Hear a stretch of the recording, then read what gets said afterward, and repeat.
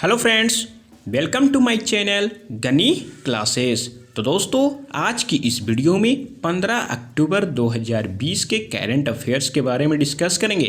दोस्तों, अगर आपने मेरे चैनल को अभी तक सब्सक्राइब नहीं किया है तो मेरे चैनल को सब्सक्राइब कर दें और साथ ही आज के करंट अफेयर्स का पीडीएफ डाउनलोड करना बिल्कुल ना भूलें। दोस्तों, यह पीडीएफ आपको वीडियो के नीचे डिस्क्रिप्शन में लिंक के द्वारा डाउनलोड कर सकते हैं। तो स्टार्ट करते हैं। क्वेश्चन नंबर 1, अमेरिका के अर्थशास्त्री पॉल आर मिलग्रोम और रॉबर्ट वी विल्सन को संयुक्त तौर इस वर्ष किस क्षेत्र का नोबेल पुरस्कार देने की घोषणा की गई है? इसका सही उत्तर है दोस्तों ऑप्शन डी, अर्थशास्त्र नोबेल पुरस्कार। दोस्तों, मैं आपको बता दूं कि royal Swedish academy of science के मुताबिक अमेरिका के अर्थशास्त्री पॉल आर मिलग्रोम और रॉबर्ट वी विल्सन को संयुक्त तौर इस वर्ष अर्थशास्त्र का नोबेल पुरस्कार देने की घोषणा की गई है।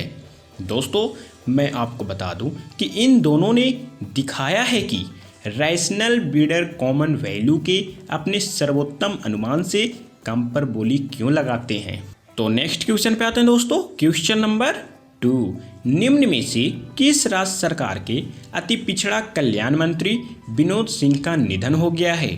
इसका सही उत्तर है दोस्तों ऑप्शन डी, बिहार सरकार। दोस्तों, मैं आपको बता दूं कि हाल ही में बिहार सरकार के अति पिछड़ा कल्याण मंत्री विनोद सिंह का ब्रेन हेमरेज से निधन हो गया है।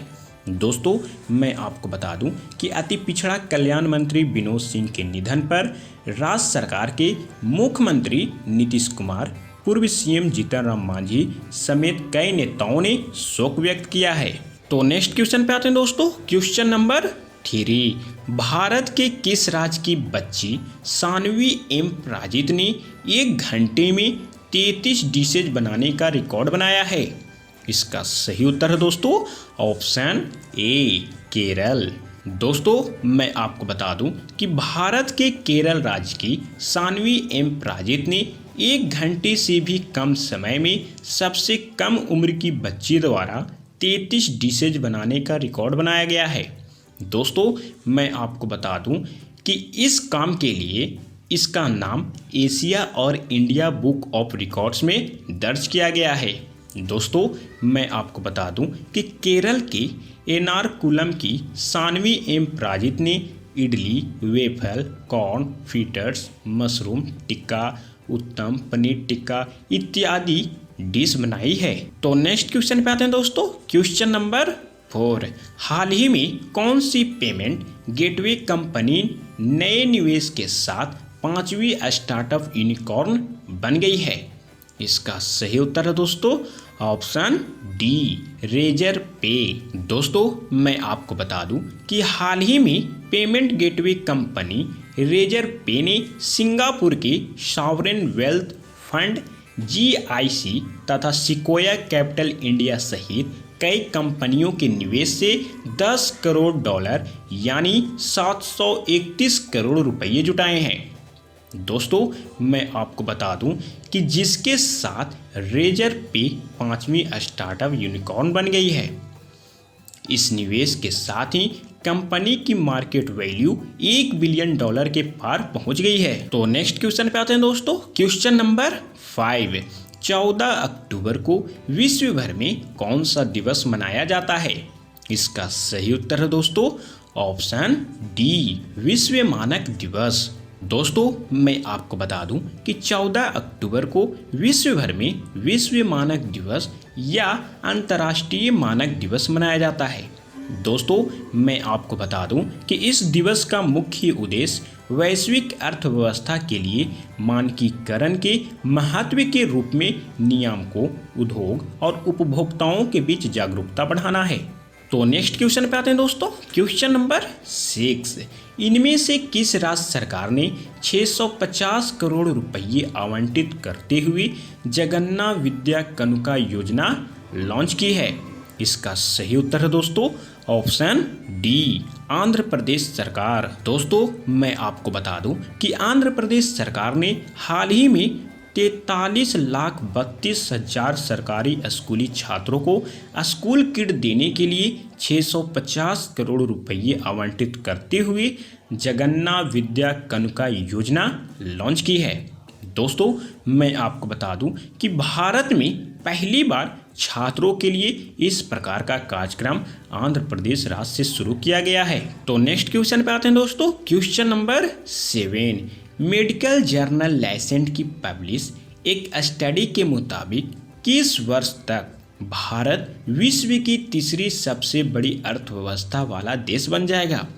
इसका सही उत्तर है दोस्तों ऑप्शन डी 2050। दोस्तों, मैं आपको बता दूं कि मेडिकल जर्नल लाइसेंस की पब्लिश एक स्टडी के मुताबिक वर्ष 2050 तक भारत जापान को पीछे छोड़कर विश्व की तीसरी सबसे बड़ी अर्थव्यवस्था वाला देश बन जाएगा।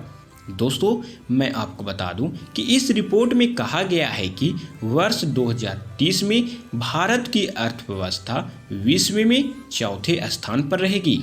तो नेक्स्ट क्वेश्चन पे आते हैं दोस्तों। क्वेश्चन नंबर 8, जम्मू कश्मीर प्रशासन ने राज्य की पूर्व मुख्यमंत्री महबूबा मुफ्ती को कितने महीने की नज़रबंद के बाद हाल ही में रिहा कर दिया है?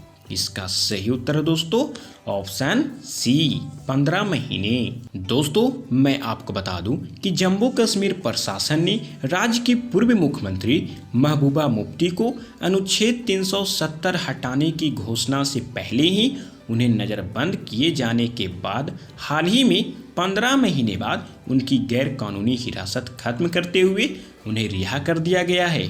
तो नेक्स्ट क्वेश्चन पे आते हैं दोस्तों। क्वेश्चन नंबर 9, दिल्ली सरकार ने दिल्ली को प्रदूषण मुक्त करने के उद्देश्य से अपनी नई नीति के तहत किस वाहनों पर रोड टैक्स में छूट देने की घोषणा की है? इसका सही उत्तर है दोस्तों ऑप्शन सी बैटरी चालित वाहनों। दोस्तों, मैं आपको बता दूं कि दिल्ली सरकार ने दिल्ली को प्रदूषण मुक्त करने के उद्देश्य से अपनी नई इलेक्ट्रिक वाहन नीति के तहत सभी बैटरी चालित वाहनों पर तत्काल प्रभाव से रोड टैक्स में छूट देने की घोषणा की है। दोस्तों, मैं आपको बता दूं कि मुख्यमंत्री अरविंद केजरीवाल ने कहा है कि यह नीति इलेक्ट्रिक वाहनों को बड़े पैमाने पर अपनाने के लिए लोगों को प्रोत्साहित और जागरूक करेगी। तो नेक्स्ट क्वेश्चन पे आते हैं दोस्तों। क्वेश्चन नंबर 10, रिटायरमेंट फंड निकाय EPFO ने अपने सब्सक्राइबर के लिए हाल ही में कौन से हेल्पलाइन सेवा लॉन्च की है?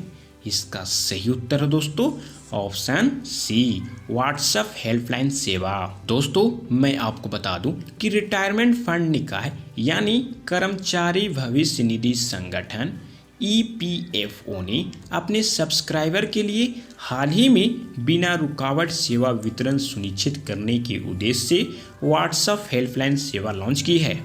दोस्तों, मैं आपको बता दूं कि यह व्हाट्सएप हेल्पलाइन EPFO के सभी 138 क्षेत्रीय कार्यालयों में शुरू कर दी गई है। तो दोस्तों, आज का करंट अफेयर्स यहीं तक था। अगर मेरी वीडियो पसंद आई हो तो इसे लाइक करें, अपने दोस्तों के साथ शेयर करें और मेरे चैनल को सब्सक्राइब करना बिल्कुल ना भूलें दोस्तों।